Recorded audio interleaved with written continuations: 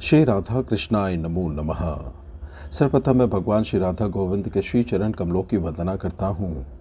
आप सभी भक्त श्रोताजनों को भी सादर नमस्कार करता हूँ। महान संत कवि भगवान श्री कृष्ण के परम भक्त श्री रसखान जी के पदावली से अब तक हम प्रथम भाग का श्रवण कर चुके हैं, जहाँ हमने उनकी जीवनी, भक्ति जीवन चरित्र कथा तथा उनके पदावली का शुभारंभ किया था। इसे आगे बढ़ाते हुए आज हम दूसरे अध्याय का श्रवण करेंगे, जिसमें उनके सुंदर दोहों के हिंदी भावार्थ का हम श्रवण करेंगे, जो इस प्रकार से है। चीर की चटक और अटक नव कुंडल की, भौ की मटक ने आखिन दिखाओ रे। मोहन सुजान गुण रूप के निधान फेरी, बांसुरी बजाए तनु तपन सिराओ रे। एही बनवारी बलिहारी जाओ तेरो आजो, मेरी कुंज आए नेकू मीठी तान गाओ रे। नंद के किशोर चित चोर मोर पंख वारे, बंसी वारे सावरे प्यारे इत आओ रे। भगवान श्री कृष्ण के बचपन के प्रसंग में रसखान उनके रूप वस्त्र का वर्णन करते हुए लिखते हैं कि कपड़ों का चटक रंग है, कुंडल का धीरे से हिलना मन को मुक्त कर रहा है। वे भौवे मटकाकर आंखें दिखा रहे हैं, गुण और रूप की राशि मोहन बांसुरी बजाकर तन तपा रहे हैं। ए बनवारी, मैं तेरी बलिहारी जाता हूँ, मेरी गली में आकर एक मीठी तान गाओ। हे नंद के किशोर मेरे चित्त चोर, मोर पंख वाले बंसी वाले सावरे प्यारे, यहाँ आओ ना। जल की ना घट भरे, मग की ना पग धरे, घर की ना कछु करे बैठी भरे सासुरी। एके सुनी लोट गई एके लोट पोट भई, एकनी के दृगनि निकसी आए आसुरी। कहे रसखानी सो सबे ब्रज बनिता बधी, बधिक कहाय हाय भय कुल हासुरी। करिए उपाय बाँस डारिये कटाए, नाहे उप जैगो बाँस नाही बाजे फेरी बाँसुरी। नावें जल भरने जाती है, न रास्ते पर पाँव रखती है, ना ही घर का कुछ काम करती है, बस बैठे बैठे सांस लेती रहती है। बांसुरी की आवाज़ सुनकर एक तो लौट गई, खुशी के मारे गिर गई, एक लोटपोट हो गई, प्रसन्नता से हर्षित हो गई, एक के आँख की आँखों से आंसू ही निकल आए। रसखान कहते हैं कि सभी ब्रज वनिताएं गोपियाँ श्री कृष्ण के कुल की हंसी उड़ा रही है। कोई उपाय कीजिए और सारे बाँस कटवा डालिए, क्योंकि ना तो बाँस रहेगा और ना बांसुरी बजेगी।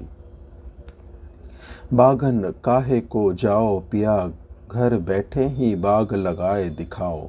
एड़ी अनार सी मोर रही, बहिया दो चपे से डार नवाओ।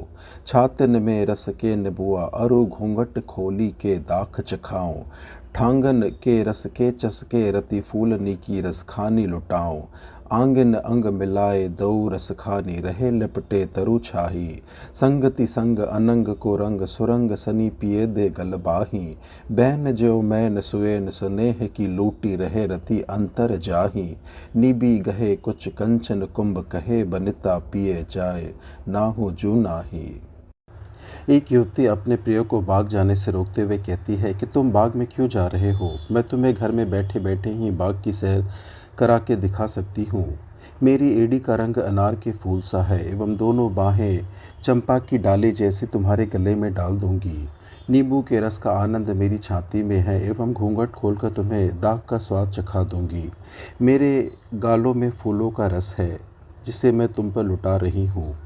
हम दोनों अंग में अंग मिलाकर उसी प्रकार रहेंगे, जैसे तुम पेड़ों की छाँव में बैठते हो। हमारा साथ कामदेव के रंग बसंत की भांति मादक होगा, जब हम आपस में गले मिलकर लिपटे रहेंगे। मेरी बोली मैना की बोली की भांति तुम्हारे अंदर रति सुख भर देगी। युवती मनुहार करती है कि प्रियतम तुम कहीं मत जाओ।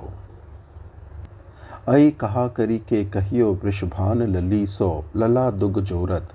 ता दिन ते असुआन की, धार रही नहीं जतपि लोग निहोरत। बेगी चलो रसखान बलाए लो, क्यों अभिमान न भोए मरोरत।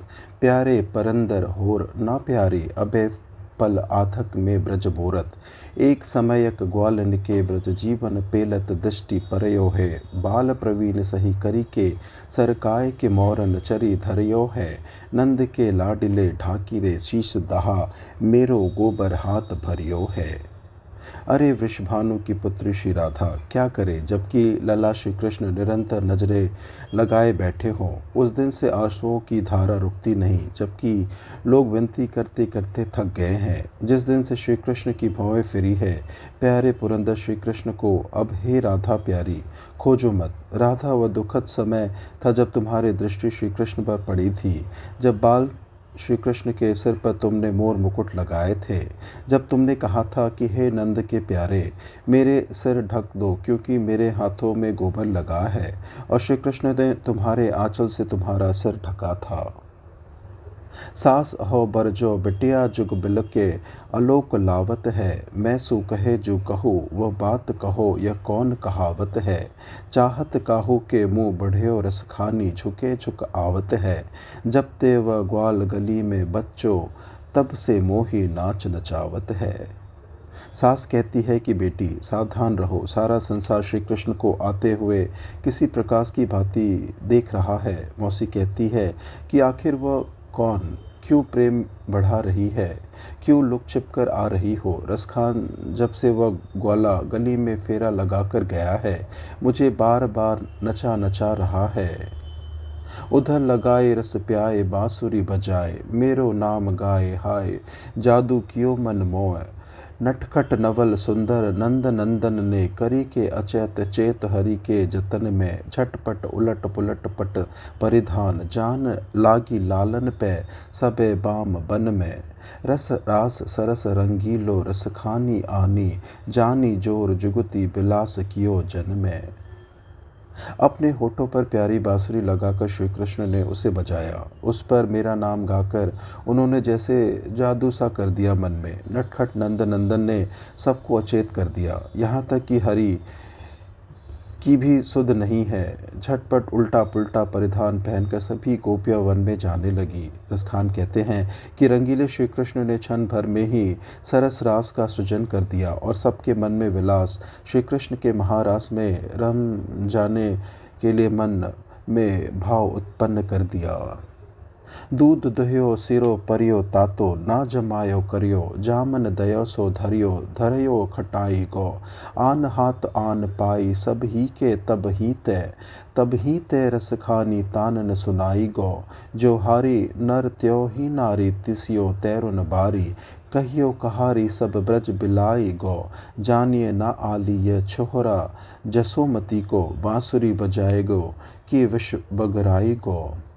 दूध दूहकर ग्वालिनों ने उसे पूरा का पूरा जमाया नहीं। कुछ दूध सिर पर रखकर उसे बेचने चली और कुछ में जामन डालकर खटाई रख दी। अभी कुछ ने अपना काम पूरा किया ही था, कुछ रख ही रही थी कि तभी उन्हें बांसुरी की आवाज़ सुनाई दी। जिस प्रकार हरि श्री कृष्ण पुरुष है उसी प्रकार तरुण गोपियाँ नारी हैं।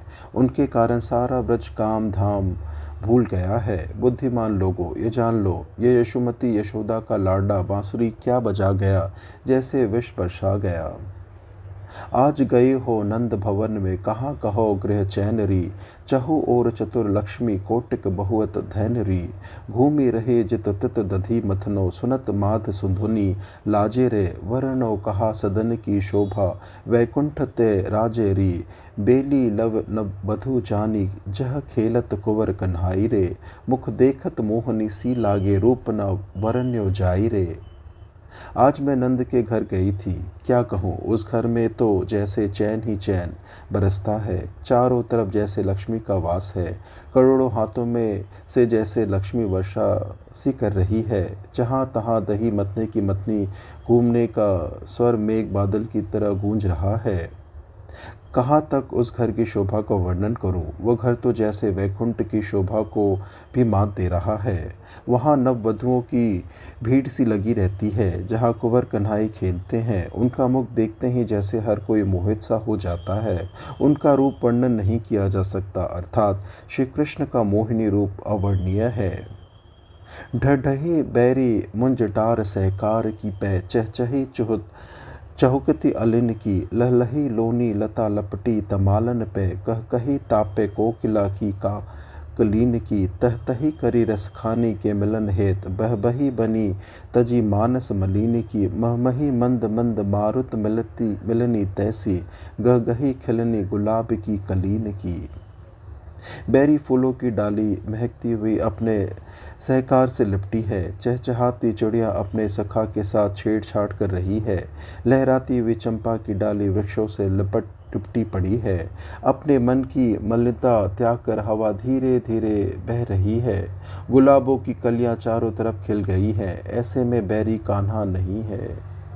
कहाँ रसखानिक संपत्ति सुमार कहा, कहाँ तन जोगी है लगाए अंग छार को, कहाँ साधे पंचानल, कहाँ सोए बीच जल, कहाँ जीती लाए राज सिंधु आर पार को, जप बार बार तप संजम व्यार व्रत तीरथ हजार, अरे बूझत लपार को, किन्हों नहीं प्यार नहीं सयो दरबार चित, चाहो न निहार्यो जपे नंद के कुमार को।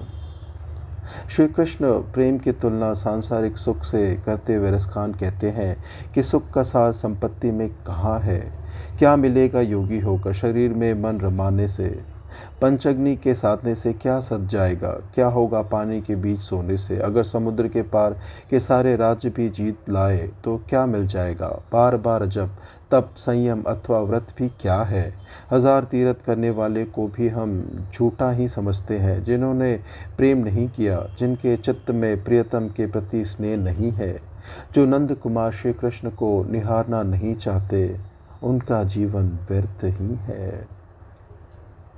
इस प्रकार से श्री रसखान रत्नावली से आज के दूसरे अध्याय के सुंदर दोहों के भावार्थ की संपन्नता होती है। श्रवण करने के लिए और अपना बहुमूल्य समय देने के लिए आपको धन्यवाद। त्रुटियों के लिए क्षमा प्रार्थी हूँ। श्री राधा कृष्णाय नमो नमः।